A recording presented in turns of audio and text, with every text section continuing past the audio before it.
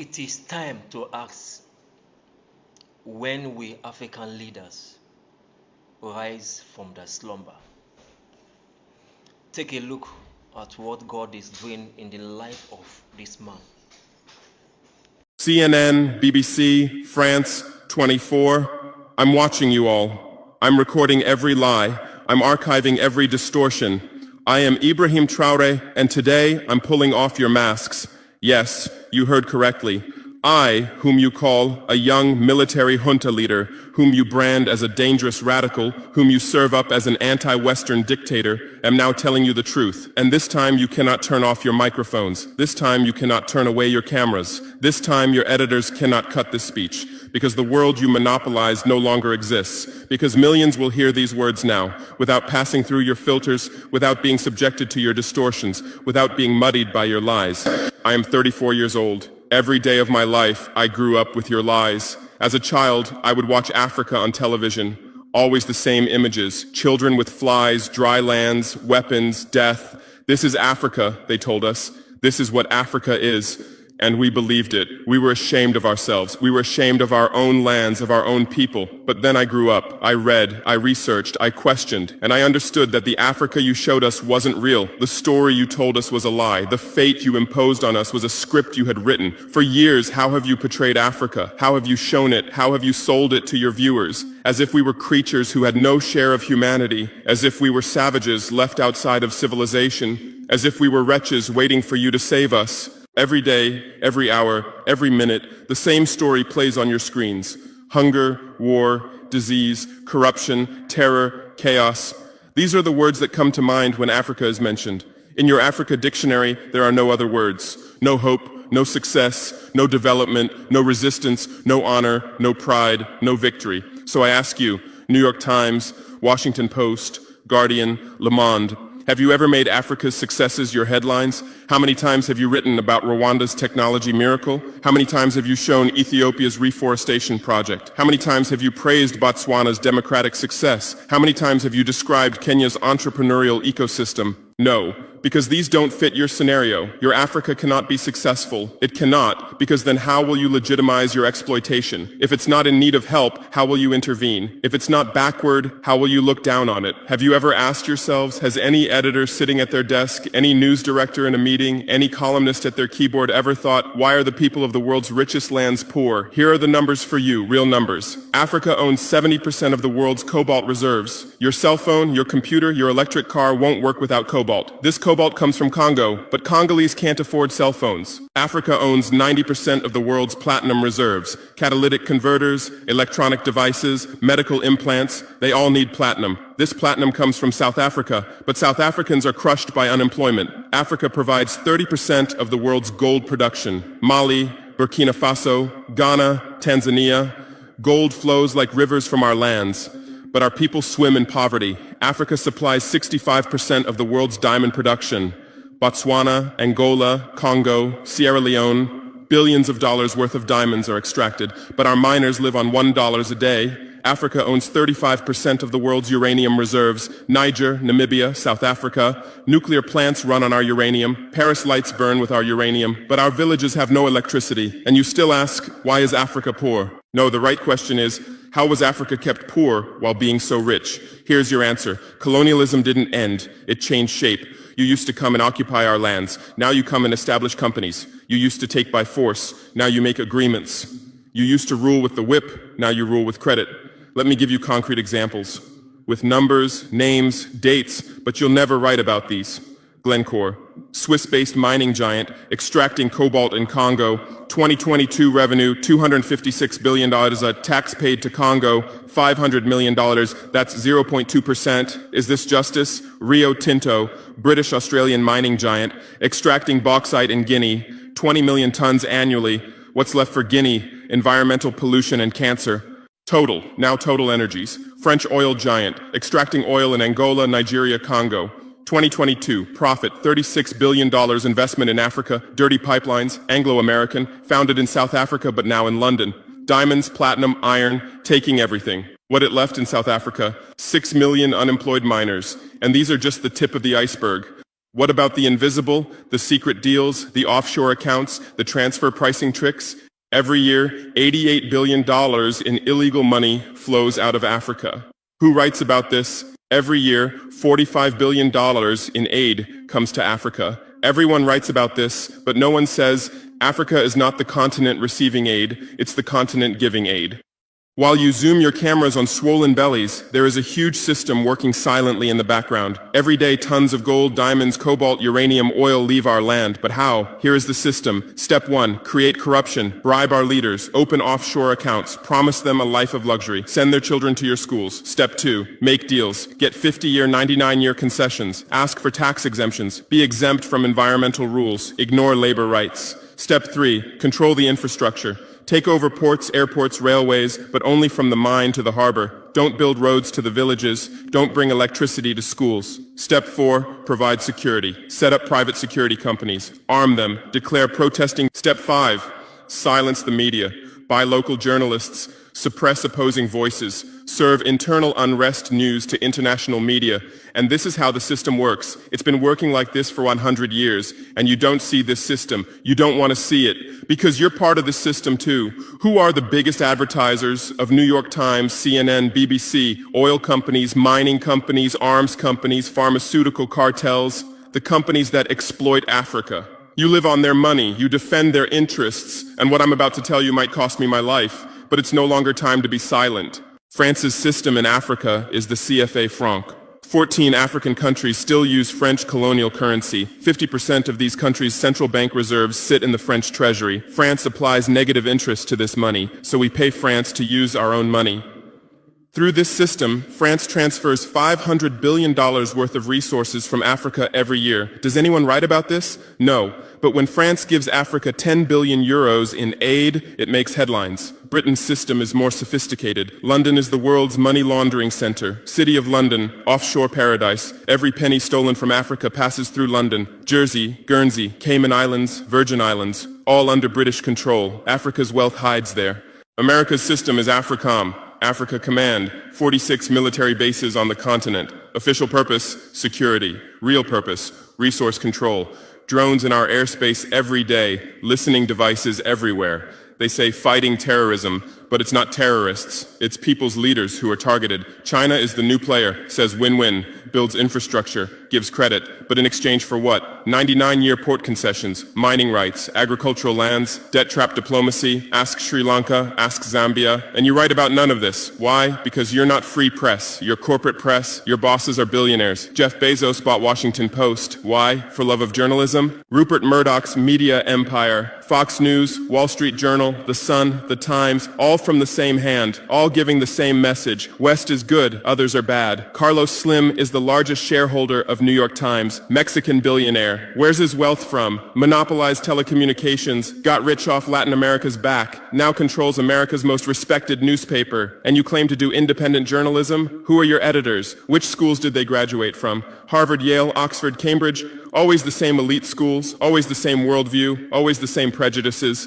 How are your reporters selected? How many languages does your Africa correspondent speak? French, English, that's all. Swahili, Hausa, Yoruba, Amharic, they don't know. They can't talk to the people. Your sources are always the same. Western diplomats, NGOs, experts, and then you come and lecture us. They killed Patrice Lumumba, January 12, 1961. CIA agent Larry Devlin confessed. Belgian mercenaries executed. They dissolved his body in acid, took his teeth as souvenirs. In 2022, that tooth was returned from Belgium to his family after 61 years. And what did you say then? Chaos in Congo. You didn't ask about the killers. You didn't investigate CIA documents. You didn't write about Belgium's crime. They killed Thomas Sankara, October 15, 1987. My hero, Africa's hope. Vaccinated 2.5 million children against measles and meningitis, planted 10 million trees, raised literacy rate from 13% to 73%, gave equal rights to women, banned FGM, ended corruption, sold Mercedes cars, used Renault 5, rejected IMF and World Bank.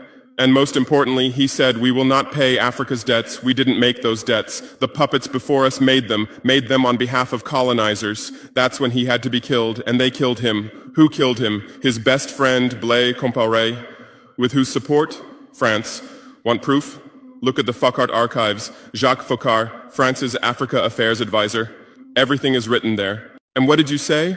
Military coup in Burkina Faso. You didn't write about Sankara's dreams. You didn't tell about his projects. You didn't show his successes. You just said, another dictator died, Muammar Gaddafi. Yes, he was a dictator. Yes, he was ruthless. But what had he done in Libya? Per capita income $12,000, Africa's highest, literacy rate from 25% to 87%, life expectancy from 51 to 74. Free healthcare, free education, $50,000 for newlyweds, interest-free loans for homebuyers, $5,000 for new births, gasoline 14 cents per liter, great man-made river, irrigation project to green the desert, and Gaddafi's real crime, dream of United States of Africa, African Central Bank project, African Investment Bank, African Monetary Fund, and most dangerous, gold dinar, refusing to sell oil for dollars. October 20th, 2011, lynched in Sirte, Hillary Clinton laughed. We came, we saw, he died. Now look at Libya. 3 different governments, endless civil war, ISIS, Al-Qaeda running wild slave markets exist. Even CNN showed in 2017, oil being looted, weapons depots emptied, spread across Sahel. Do you call this democracy? Do you call this freedom? Do you call this success? And whose turn is it now? The Sahel, Mali, Niger, Burkina Faso. You want to make us Libya too. You want to make us Syria. You want to make us Iraq. But not this time, because we've awakened, because we've learned, because we've united. Operation Barkhane, France's Sahel Adventure, 2013-2022. Official purpose, fighting terrorism. Real purpose, resource control, 5 through 100 French soldiers. €1 billion annual budget. What's the result? 2013, 500 terrorists in Mali. 2022, 5,000 plus terrorists in Sahel, tenfold increase. What kind of success is this? But what were French soldiers doing? Protecting Niger's uranium mines for Areva, Orano, securing oil pipelines for Total, controlling ports and railways for Bolloré, and fighting terrorism? No, the opposite. Terrorists couldn't come within 50 kilometers of French soldiers, but they could easily burn our villages. Why? Because chaos served their purposes. If there's chaos, they could stay for security reasons. MINUSMA, UN peacekeeping force. In Mali, 15,000 soldiers, 1.2 billion annual budget. 10 years, result, 300 plus. UN soldiers died. Thousands of civilians died. Terror didn't decrease, it increased. And now you say Wagner is dangerous. Russians are taking over Africa. Wagner came. 1,000 soldiers. What happened in 6 months? Terrorists fled. Villages are safe. Mines are working. People are at peace. What's the difference? Wagner is an ally we invited. France is an occupier who came by force. Wagner follows the agreement. France blackmails. Wagner brings results. France produces excuses. But you don't write the truth. You say Russian mercenaries. Well, what is French Légion étrangère? Aren't they mercenaries? What is American Blackwater Academy? What is British G4S? What is Israeli Black Cube? They are security companies. Wagner is a threat. Why? Because Wagner isn't yours. And the terrorism issue? Who created this terror? Who founded Al-Qaeda? 1980s, Afghanistan, CIA, Pakistan ISI, Saudi money, against Soviets. Bin Laden was CIA's man. You called them freedom fighters. Who supported Taliban? Again, you. Heroic mujahideen against Soviet occupation. You gave weapons, gave money, gave training, then you lost control. How was ISIS born? 2003, Iraq invasion. You toppled Saddam. You disbanded the army. You banned Ba'ath Party. You tortured in Abu Ghraib, and those people became ISIS. Then Syria. You said Assad must go. You said moderate rebels. You gave weapons. Those weapons went to ISIS, went to al-Nusra. You destroyed Libya. Who looted Gaddafi's weapon depots? Where did those weapons go? To Mali, to Niger, to Burkina Faso, to Nigeria, to Chad? Who strengthened Boko Haram? In 2009, Nigerian police killed their leader Mohammed Yusuf. Extrajudicial execution. What did you say? Nothing. Where were your human rights organizations? Silent. Then revenge started. Boko Haram radicalized. But where did they find weapons? From Libya that you destroyed. And now you come to lecture us about fighting terrorism. You're helping us clean up the monsters you created? No, we've seen the game now. Terror is your Trojan horse. You come with the excuse of terror, you stay, you exploit. But it's over now. We'll provide our own security, we'll fight with our own methods, and we'll win. Because we are the children of this land. We know this land, we know these people. We can distinguish terrorist from villager. We don't fight from drones, from satellites, from 10,000 kilometers away like you. And we're winning. In Mali, in Niger, in Burkina Faso, terror is ending. Villages are safe. People are hopeful. Because now our own army, our own police are fighting, not for foreigners, but for the people. But you can't digest this. You say democratic backsliding. You say human rights violations. Which democracy? Which human rights? How many people are detained without trial in Guantanamo? What happened in Abu Ghraib? Who did you kill in Bagram? Who did you torture in CIA's black sites? Why is Julian Assange in prison for exposing your war crimes? Why did Chelsea Manning spend years in prison for leaking the truth? Why is Edward Snowden a fugitive for revealing you spy on everyone? And you lecture us about human rights. How many civilians died in your drone strikes? You say collateral damage and move on. How many weddings did you strike in Pakistan, Yemen, Somalia? How many schools did you bomb? How many hospitals did you burn? And you teach us the laws of war? Look, I come from war. I know the front. I've seen death. I've carried wounded soldiers. I've consoled mothers of martyrs. And I tell you, a real soldier protects his people. A real soldier doesn't harm civilians. A real soldier fights with honor. Your mercenaries, your drone pilots, your special forces, they're not soldiers. They're killers. They kill people by pressing buttons from 10,000 kilometers away, then go home and play with their children. We don't fight like that. We look our enemy in the face. We protect civilians. We fight with our honor. We die with our honor. And we'll win. Because the righteous win. Because those who fight with their people win. Because those who fight for their land win. Let's return to your media. I know how you work. I have friends who work within the system. There are journalists with conscience, but they stay silent. Why? Because the system silences them. Those who write the truth get fired. Investigative journalists are laid off due to budget cuts. Dissenting columnists are shown the door because reader interest has declined. And what replaces them? Experts from think tanks, NGOs, universities, all saying the same thing, all defending the same thesis. West is good, Africa is bad.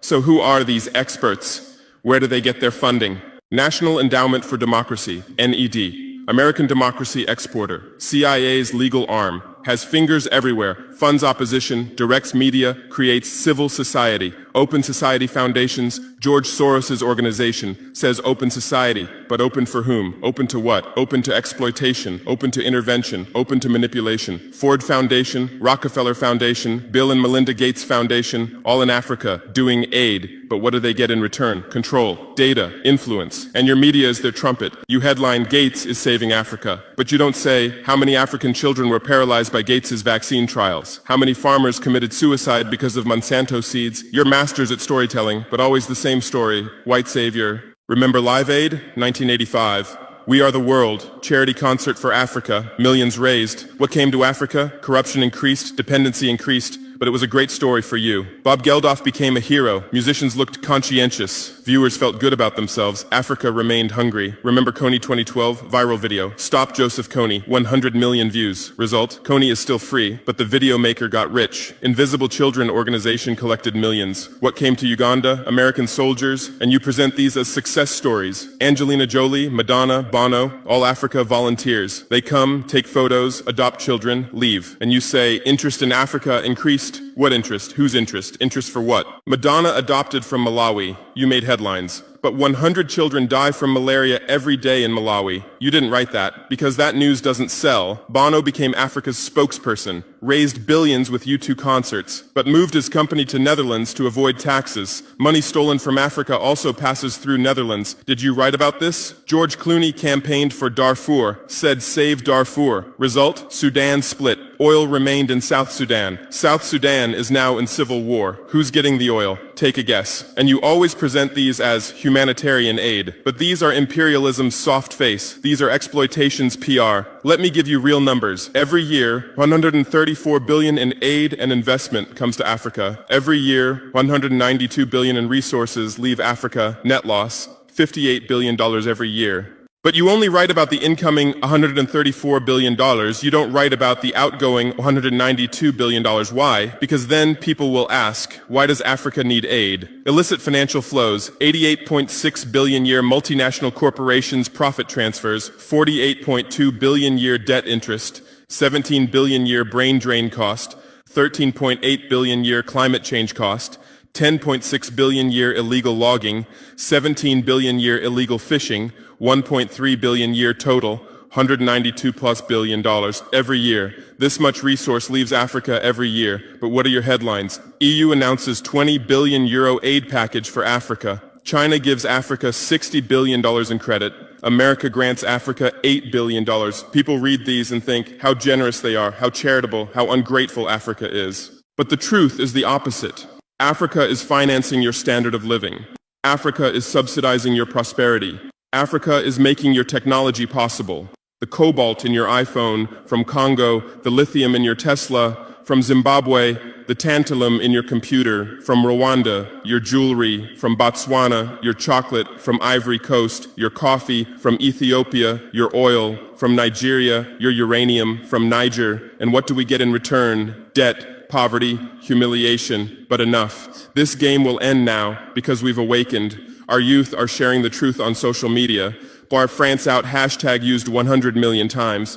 Africa is bleeding 50 million. On Stop Exploiting Africa, 75 million. And what are you doing? You say Russian bots. You say Chinese propaganda. You say disinformation. No. These are real voices of real Africans. This is real anger. This is real awakening.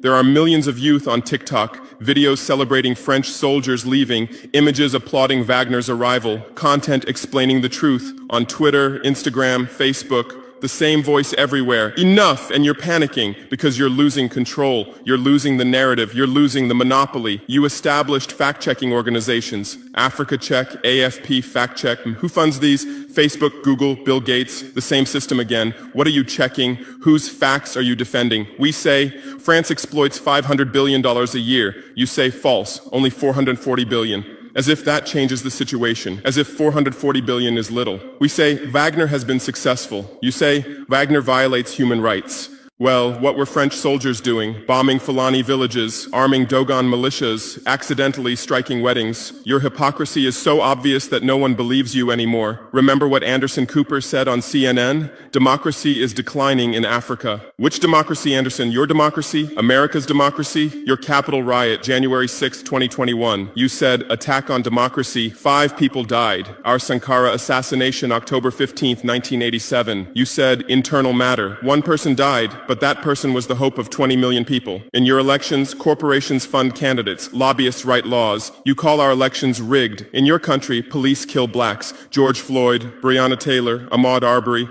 You lecture us about police violence. On BBC, Kasia Madera presents Africa News. Polish origin. How many years has she lived in Africa? How many African languages does she speak? But every day she speaks as an Africa expert. Africa is like this. Africa is like that. On France 24, cameramen, editors, producers, most are French. Even Africa correspondents are mostly French, and they do objective journalism. Even Al Jazeera. Qatar funds it. What business does Qatar have in Sahel? But every day they report Sahel crisis. Whose crisis are they telling? Deutsche Welle, Voice of America, RFI, all state media, all propaganda tools. But they play the role of independent media, and our local media, most are sold out. Most are cowards, most are dependent. Le Pay's newspaper in Burkina Faso, who's the editor? Where did he get his education? Where does he get his funding? Who are his advertisers? We know the answers, all tied to the same system, all serving the same master. But a new generation is coming. Bloggers, YouTubers, podcasters, they have no masters, they have no fears. James Coco, Natalie Yam, Kemi Seba, they have millions of followers. They tell the truth, they expose the system, and you label them as extremists. You try to shut down their Twitter, you restrict their YouTube, but in vain. Truth cannot be stopped. You close one channel, 10 open. You silence one voice, 1,000 rise. Here's my final message to you. Your lies are ending. Your empire is collapsing. Your monopoly is breaking. And what's replacing it? Truth, justice, freedom. Africa is no longer your story. Africa is writing its own story, filming with its own camera, telling in its own language. And in this story, you're not heroes, not saviors, not benefactors. In this story, you're the guilty ones, colonizers, liars, thieves. But you still have a chance. You can still change. You can still stand on the right side. There are journalists with conscience among you. I know. I recognize them. We talk. I call out to them. Gather your courage. Write the truth. Rebel against the system. You might get fired. You might become unemployed. You might be threatened. But you'll be on the right side of history. You'll look at your children's faces without shame. Your conscience will sleep peacefully. And Africa won't forget you. Africa remembers its friends and its enemies. Be like Edward Snowden, be like Julian Assange, be like Daniel Ellsberg. Stand with the truth, or continue with your lies, continue with your blindness, continue with your complicity, but know that your end is coming. Your viewers are decreasing, your credibility is eroding, your power is depleting. The new generation doesn't believe you, the new generation doesn't listen to you, the new generation rejects you, and that new generation in Africa is 600 million people, 60% under 25 years old, educated, connected, angry. They are my army, they are my weapon, they are my victory, and with them we're building a new world, a world without lies, without exploitation, without humiliation. In this world, Africa will be free, Africa will be strong, Africa will be a leader. And you'll remain just as a bad memory, a shameful footnote, a cautionary example. Future generations will read in history books. At the beginning of the 21st century, there were some media organizations. They lied, they served exploitation, then Africa awakened and they disappeared. That's your end. Inevitable, unchangeable, certain. I am Ibrahim Traoré, not Burkina Faso's leader, but its servant, not Africa's dictator, but its child, and not your nightmare, but your mirror. Look well at this mirror. See yourself, see your lies, your hypocrisy, your crimes, and prepare, because Judgment Day is coming. Africa is awakening. The world is changing. Justice is manifesting. And you'll just watch. You won't be able to do anything else. Because history is on the side of the people. Truth is on the side of the oppressed. God is on the side of those who persevere. And we persevered. We persevered for 500 years. Now it's time for victory. Your lies are finished. Your masks have fallen. Your game has ended. Africa is free. Africa is strong. Africa is victorious forever. I heard this from God's servant, my father in the Lord, Dr. Pastor Paul Enenche. He said, when you know what to do, you live where you are.